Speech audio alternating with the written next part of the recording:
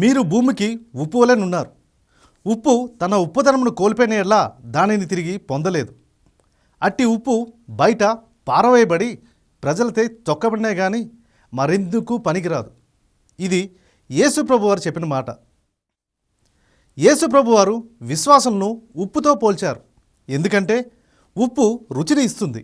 అంటే క్రైస్తవులుగా మనం ఈ లోకానికి ధర్మ రుచిని ఇవ్వాలి. ఉప్పు కాపాడుతుంది. అంటే క్రైస్తవులుగా మనం చెడును అరికట్టాలి.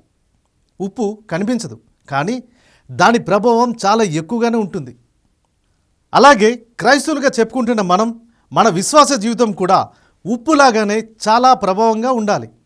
మన గృహం భూగృహం అనే కార్యక్రమానికి స్వాగతం. ఉప్పు దేవుడు మనకిచ్చిన అద్భుతమైన సహజ వనరుల్లో ఇది ఒకటి. ఇది సాధారణంగా పదార్థంలాగా కనిపించినా జీవితం కోసం అత్యవసరమైనది. దేవుడు సృష్టించిన ప్రకృతి చక్రంలో భాగంగా ఇది మనకి అందుతుంది. మన శరీరంలో నీటి సమతుల్యను ఉప్పు కాపాడుతుంది.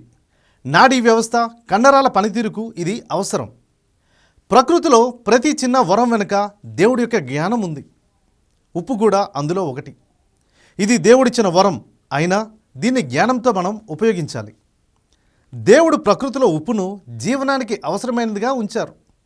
పాత రోజుల్లో ఉప్పు తయారీ పూర్తిగా సహజ పద్ధతుల మీద ఆధారపడి ఉండేది. యంత్రాలు లేకుండా ప్రకృతి సహాయంతోనే ఉప్పును తయారు చేసేవారు. సముద్ర తీర ప్రాంతాల్లో మరియు రాతి ఉప్పు గనుల్లో ఈ విధానాల్ని ఎక్కువగా ఉపయోగించేవారు. ఆ రోజుల్లో సముద్రం నీటిని చిన్న చిన్న గుంటల్లో అంటే చెరువుల్లో నిల్వ చేసేవారు. సూర్యరశ్మి వల్ల నీరు మెల్లగా ఆవిరైపోయేది. నీరు ఆవిరైపోయిన తర్వాత తెల్లటి ఉప్పు స్ఫటికాలు మిగిలేవి. ఆ ఉప్పును చెక్కలు లేదా చేతితో గుంజి పోగు చేసేవారు. ఆ తర్వాత ఎండలో పెట్టి నిల్వ చేసేవారు. కొన్ని ప్రాంతాల్లో ఉప్పు నేలలోనే రాతిలో ఉండేది. ఆ నేలను తవ్వి ఉప్పురాలను బయటికి తీసేవారు. ఉప్పురాలను చిన్న చిన్న ముక్కలకు కొట్టడం, తర్వాత శుభ్రపరిచి ఆరబెట్టడం చేసేవారు. ఈ ఉప్పు సహజ ఖనిజ ఉప్పు అని భావించేవారు.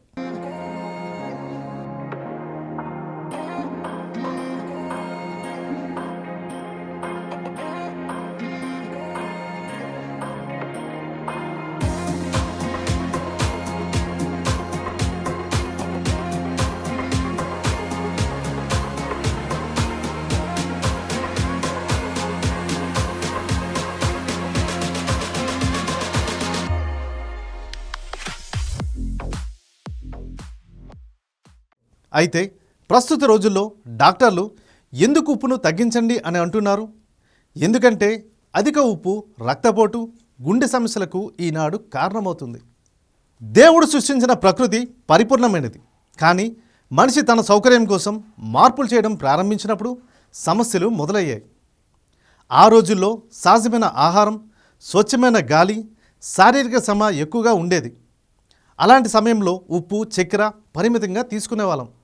ఆరోగ్యం కూడా బలంగా ఉండేది. ఆ కాలంలో అందరూ సాధారణ జీవితం గడిపేవారు. అందరితో కలిసి సంతోషంగా ఉండేవారు. ఈరోజు చూసినట్లయితే ఎక్కడ చూసినా ఫాస్ట్ ఫుడ్స్, ప్రాసెస్ చేసిన ఆహార పదార్థాలే దొరుకుతున్నాయి. ఎక్కువగా ఉప్పు, చక్కెర, అలాగే కూర్చునే జీవితం, ఏం కావాలన్నా మన ముందు చోటుకి తీసుకొచ్చే కంపెనీలు చాలా ఎక్కువే ఉన్నాయి. వీటి వలన మనకు ఉచితంగా రక్తపోటు, షుగర్, గుండె జబ్బులు, క్యాన్సర్ వంటివి కామన్గా వస్తున్నాయి. మనము ఆధునికతను పూర్తిగా తిరస్కరించాల్సిన అవసరం లేదు. కానీ దేవుని జ్ఞానంతో మన జీవన శైలిని సరి చేసుకోవాలి. దేవుని ఆజ్ఞానుసారం మనం జీవించాలి. ప్రకృతి దేవుని సృష్టి, మన జీవితం దేవుని బాధ్యత. పాతకాలంలో ఉప్పు ఆహారాన్ని పాడవకుండా కాపాడేది. బైబిల్లో ఉప్పు కేవలం ఆహార పదార్థం మాత్రమే కాదు. అది పవిత్రత, నిబంధన, నిలకడ, రక్షణ, జ్ఞానం వంటి ఆధ్యాత్మిక అర్థాలను సూచించే ఒక ముఖ్యమైన ప్రతీకగా ఉపయోగించబడింది. బైబిల్లో సాల్ట్ కోవెనెంట్ అనే భావన ఉంది. అంటే నిలకడైన మార్పు లేని ఒక ఒడంబిక. ఉప్పుకున్న అనేక ప్రత్యేక లక్షణాలు బట్టి, దాని ఉపయోగాలు బట్టి ఉప్పు బైబిల్లో సూచనార్థకంగా ఉపయోగించబడిందంటే అందులో ఆశ్చర్యం లేదు. ఉదాహరణకు మోషే ధర్మశాస్త్రం ప్రకారం యెహోవాకు బలిపీఠం మీద అర్పించబడింది ఏదైనా దానికి ఉప్పు చేర్చబడాలి. మీరు సమర్పించు ధన్యబలులన్నిటిలో ఉప్పును చేర్చవలను. మీ దేవుని నిబంధనలో విధింపబడిన ఉప్పు ప్రతి ధన్యబలిలోనూ ఉండవలెను. కనుక ప్రతి బలిలో తప్పనిసరిగా ఉప్పును చేర్చుడు అని లేవియకాండము 2వ అధ్యాయం 13వ వచనంలో రాయబడి ఉన్నది. ఉప్పు నిల్వ ఉంచే గుణాన్ని కలిగి ఉంటుంది కాబట్టి దేవునితో నిబంధన శాశ్వతమైనదని ఇది సూచిస్తుంది.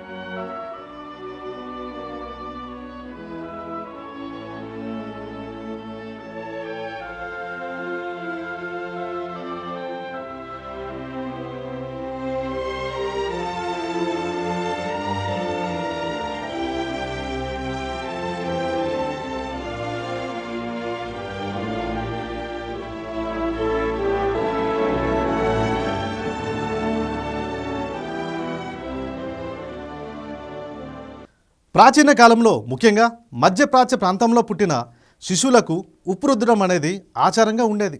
ఇది బైబిల్లో ఎహెజ్కేలు గ్రంథము 16వ అధ్యాయం 4వ వచనంలో ప్రస్తావించబడింది. ఎహెజ్కేలు గ్రంథము 16వ అధ్యాయం 4వ వచనంలో చూసినట్లయితే, నీవు పుట్టినప్పుడు ఎవరునూ నీ బొడ్డును కోయలేదు, నిన్ను స్నానము చేయింపలేదు, నీ చర్మమునకు ఉప్పు రుద్ది నిన్ను పొత్తిగుడ్డలో చుట్టలేదు అని ఉన్నది. ఇది యెరూషలేములోని పరిస్థితిని ఒక శిశువుతో పోల్చుతూ దేవుడు చెప్పిన ఒక పోలిక. అప్పుడు పుట్టిన శిశువుకు చేయవలసిన సంరక్షణ అనగా బొడ్డుని కోయడం, స్నానం చేయించడం, ఉప్పు రుద్దడం అనేది ఆ రోజుల్లో ఆచారంగా ఉండేది. ఆ రోజుల్లో శుభ్రత కోసం ఉప్పును ఒక సహజ శుద్ధికారిగా ఉపయోగించేవారు. చర్మాన్ని బలపరచడం కోసం, అంటే శిశువు చర్మం గట్టిపడుతుందని వారు నమ్మేవారు. మనిషి దేవుని కృప లేకుండా ఉన్నప్పుడు అతని స్థితి ఎంత దయనీయంగా ఉందో ఇక్కడ మనకి తెలుస్తుంది. కానీ తరువాత వచనంలో దేవుడు ఆ శిశువును చూచి దయతో ఎత్తుకొని సంరక్షించినట్లు చెబుతారు. యెరూషలేమును దేవుడు అనాథగా, అసహ్యకరమైన స్థితిలో ఉన్న శిశువుగా వర్ణించాడు. దేవుడు దానిని తన దయతో ఎన్నుకొని శుభ్రపరిచి అలంకరించి రాణిగా మార్చి తనతో నిబంధన చేసుకున్నాడు. అలాగే ఇంకొక సన్నివేశం బైబిల్లో చూస్తే రాజుల 2వ గ్రంథము 2వ అధ్యాయం 19 నుండి 22 వచనాల్లో, అటు తరువాత యెరికో పౌరులు ఎలీషా వద్దకు వచ్చి, అయ్యా, ఇది సుందరమైన నగరము, కానీ ఇచ్చట నీరు మంచిది కాదు, భూములు నిస్సారమవుచున్నవి అని పలికిరి. ఎలీషా, మీరు కొత్త పాత్రలో కొంచెం ఉప్పును వేసి నా యొద్దకు కొనిరండు అని చెప్పగా వారట్లే చేసిరి. అతడు పట్టణపు నీటి బుగ్గ వరకు వెళ్ళి ఉప్పును నీటిలో పడవేసి, ఇది ప్రభు ఆజ్ఞ, నేను ఈ జలమును నిర్మలము చేసి తిని, ఇక మీదట ఈ నీళ్లు చావును గాని గర్భపాతమును కలిగింపవు అని పలికెను. ఎలీషా నుడివినట్లే ఆ నీళ్లు నేటి వరకు ఆరోగ్యకరంగానే ఉన్నవి. ఇది ఎలీషా ఉప్పుతో నీటిని స్వస్థపరిచిన సంఘటన. Thus says the Lord. The waters are healed. It is a miracle. ఇక్కడ ఉప్పు దేవుని శక్తి ద్వారా నీటిని శుద్ధి చేసిన ఒక సాధనం. ఇక్కడ ఎలీషా చెడు నీరును బయటికి తీసి శుభ్రం చేయలేదు, కానీ అతడు నీటి ఊట వద్దకు వెళ్ళాడు. అలానే దేవుడు మన సమస్యల మూలానే స్వస్థపరుస్తాడు. అద్భుతం ఉప్పులో కాదు, దేవుని యొక్క వాక్యంలో ఉన్నది. ఉప్పు సాధారణమైనది, కానీ శక్తి దేవుని మాటలోనే ఉంది. ఆ దినమంతయు అబీమోలెకు నగరమును ముట్టడించునే ఉండెను. దాన్ని వశము చేసుకొని పౌరులను చిత్రవద కావించెను. పట్టణమును సర్వనాశనము చేసి వాడవాడలా ఉప్పు వెదజల్లించెను. న్యాయాధిపతులు 9వ అధ్యాయం 45వ వచనము చూసినట్లయితే, గిద్యోను కుమారుడు కేశము పట్టణంపై దాడి చేశాడు. ఆ రోజు మొత్తం యుద్ధం చేసి పట్టణాన్ని స్వాధీనం చేసుకొని ప్రజలను చంపి పట్టణాన్ని ధ్వంసం చేశాడు. పట్టణం పూర్తిగా నాశనమైందని సూచించడానికి వాడవాడలా ఉప్పును వెదజల్లించెను. ఇలా చేయడం వల్ల ఆ స్థలంలో పంటలు పండకూడదనే ఉద్దేశం, అలానే ఆ పట్టణం మళ్ళీ నిర్మించకూడదనే ఒక హెచ్చరిక కూడా ఉంది.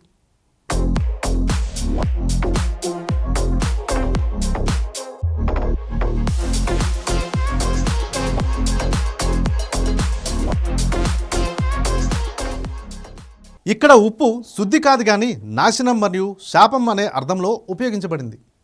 ఎరుకోలో ఉప్పు జీవనాన్ని తీసుకొచ్చింది. షేకెములో ఉప్పు నాశనానికి చిహ్నమైంది. లోతు మరియు ఆయన కుటుంబం కోసం ఒక్కసారి ఆలోచించినట్లయితే, లోతు ఆయన కుటుంబం అబ్రహాంతో పాటు కానాను దేశంలో నివసించేవారు. ఒకరోజు అబ్రహాము, మన పశువులన్నిటికీ సరిపడేంత ప్రాంతం ఇక్కడ లేదని, మన ఇద్దరం విడిపోదామని, నువ్వు ఒక ప్రక్కకు వెళ్తే నేను మరో ప్రక్కకు వెళ్తానని లోతుతో చెప్పాడు. లోతు ఆ ప్రాంతమన్నిటినీ పరిశీలించాడు. నీరు సమృద్ధిగా ఉండి పశువుల కోసం పచ్చగడ్డి విస్తారంగా ఉన్న ఒక మంచి ప్రాంతము ఆయనకి కనిపించింది. అది యోర్దాను ప్రాంతము. లోతు తన కుటుంబాన్ని, తన పశువులను అక్కడకు తరలించాడు. వాళ్ళు చివరకు సోదమ పట్టణంలో నివసించడం ప్రారంభించారు. సోదమ ప్రజలు చాలా చెడ్డవారు. మంచివాడైన లోతు వాళ్ళను చూసి ఎంతో కలవరపడ్డాడు. దేవుడు కూడా వాళ్ళను చూసి కలతపడ్డారు. చివరకు దేవుడు వాళ్ళ చెడుతనాన్ని బట్టి సోదమ పట్టణాన్ని, దాని దగ్గర పట్టణమైన గొమొరాను కూడా నాశనం చేయబోతున్నట్లు లోతును హెచ్చరించడానికి 2 దూతలను పంపాడు. దూతలు లోతుతో, త్వరపడు, నీ భార్యను, నీ 2 కుమార్తెలను తీసుకొని ఇక్కడి నుండి పారిపో అని చెప్పారు. లోతు ఆయన కుటుంబం పారిపోవడంలో ఆలస్యం చేసుంటే దూతలే వాళ్ళ చేతులు పట్టుకొని పట్టణం బయటకు తీసుకువెళ్లారు. అప్పుడు ఆ దూతల్లో ఒకరు, మీ ప్రాణాలు దక్కించుకోవాలంటే పారిపోండి, వెనకకు చూడొద్దు, చావు తప్పించుకోవడానికి పర్వతం పైనకు పారిపోండి అని చెప్పాడు. లోతు ఆయన కుమారులు ఆ మాటలకు లోబడి సోదొమ నుండి పారిపోయారు. వారు ఒక్క క్షణం కూడా ఆగలేదు, వెనక్కి చూడలేదు. కానీ లోతు భార్య మాత్రం అవిధేయత చూపించింది. వాళ్ళు సొదొమ నుండి కొంత దూరం వెళ్ళిన తరువాత ఆమె ఆగి వెనకకు చూసింది. అప్పుడు ఆమె ఉప్పు స్తంభంగా మారిపోయింది. దేవుడుకు విధేయులుగా ఉన్నవారిని దేవుడు రక్షిస్తారని, ఆయనకు అవిధేయులుగా ఉన్నవారు తమ ప్రాణాలు కోల్పోతారని అది చూపిస్తుంది. సొదొమ, గొమొర్రా పట్టణాలు దుష్టత్వం కారణంగా దేవుడు వాటిని నాశనం చేయాలని నిర్ణయించారు. లోతు మరియు అతని కుటుంబాన్ని దేవదూతలు బయటికి తీసుకువెళ్తూ ఒక స్పష్టమైన ఆజ్ఞను ఇచ్చారు. అదే వెనక్కి తిరిగి చూడకుడు. ఆదికాండము 19వ అధ్యాయం 17వ వచనంలో ఇది రాసి ఉన్నది. దేవుని ఆజ్ఞలకు సంపూర్ణ విధేయత అవసరం. పాత జీవితంపై మమకారం ప్రమాదకరం. పాపమైన లోకంపై ఆశ చూపితే ఆత్మీయ నష్టం కలుగుతుంది. అంటే మనము రక్షణ మార్గంలో ఉన్నప్పుడు పాప జీవితం వైపు తిరిగి చూడకూడదు. అయితే ఇక్కడ ఉప్పు స్తంభం నిలిచిపోయిన జీవితంలాగా ముందుకు సాగలేని ఆత్మకు సాదృశ్యంగా ఉన్నది. అంటే రక్షణ మార్గంలో వెళ్తూ పాత పాపపు జీవితం వైపు తిరిగి చూడకనే అర్థం ఇక్కడ వస్తుంది. ఇక్కడ మనమందరం కూడా ప్రశ్నించుకోవాల్సి ఉంది. నా హృదయం ఇంకా సోదొమ వైపు చూస్తుందా? దేవుడు నన్ను పిలుస్తున్నప్పుడు నేను పూర్తిగా విధేయుడిగా ఉన్నానా లేదా అని ఒక్కసారి ఆలోచించండి. Something began to change. Her skin paled to white. Fine grains crept across her cheeks like sudden frost. Her arms stiffened. Her feet grew heavy, rooted to the ground. Then, all at once, she became a pillar of salt. God's mercy had pulled them out of the fire, but looking back cost her everything. అలానే మన ప్రభువైన యేసుక్రీస్తు వారు ప్రసిద్ధిగాంచిన తన కొండమీది ప్రసంగంలో తన శిష్యులతో ఇలా అన్నారు. మీరు భూమికి ఉప్పు వలె నున్నారని ఆయన అన్నారు. ఉప్పు లేని ఆహారం ఎలా రుచి పడదో అలాగే నైతిక విలువలు లేని సమాజం జీవం కోల్పోతుంది. క్రైస్తవులు తమ సత్ప్రవర్తనతో లోకానికి రుచి అంటే మంచిని అందించాలి. మత్తయి సువార్త 5వ అధ్యాయం 13వ వచనంలో చూసినట్లయితే, కాబట్టి ఉప్పు తన రుచిని కోల్పోతే చెప్పుకోదగినంత మోతాదులో మట్టి మిగులుతుంది.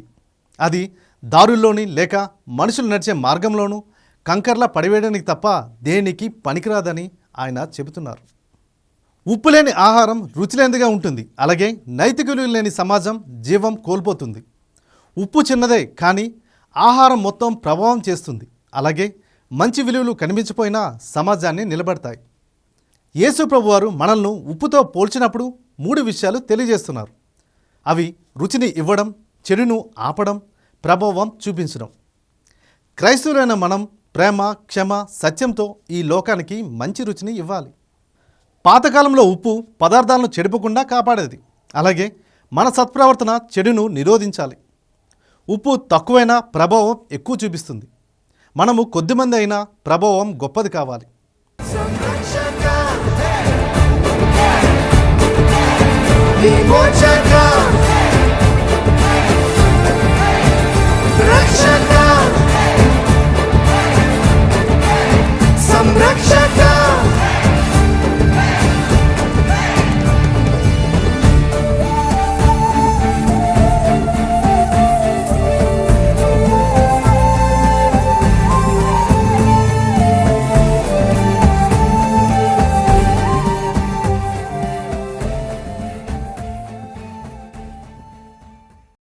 ప్రస్తుత రోజుల్లో నైతిక విలువలు తగ్గిపోతున్నాయి. అబద్ధం చెప్పడం సర్వసాధారణమైపోయింది. దానిని చాలామంది కాపాడుతూనే ఉన్నారు. మనకు నాయకులుగా ఉన్నవారు సైతం ఇలానే ఉంటున్నారు. అవినీతి రాజ్యమెళ్తుంది. దేవుని సేవకులుగా చెప్పుకుంటూనే అవినీతి పరులుగా స్వార్థంతో చాలామంది జీవిస్తున్నారు. దేవుని ప్రేమలాగే ప్రకృతి మన చుట్టూ ఉంది, మరియు అది దేవుని ప్రేమలాగానే ఉచితంగా మనకు దొరుకుతుంది. మీరు భూమికి ఉప్పు వలెనున్నారు. ఉప్పు తన ఉప్పదనమును కోల్పోయిన ఎల్లా దానిని తిరిగి పొందలేదు.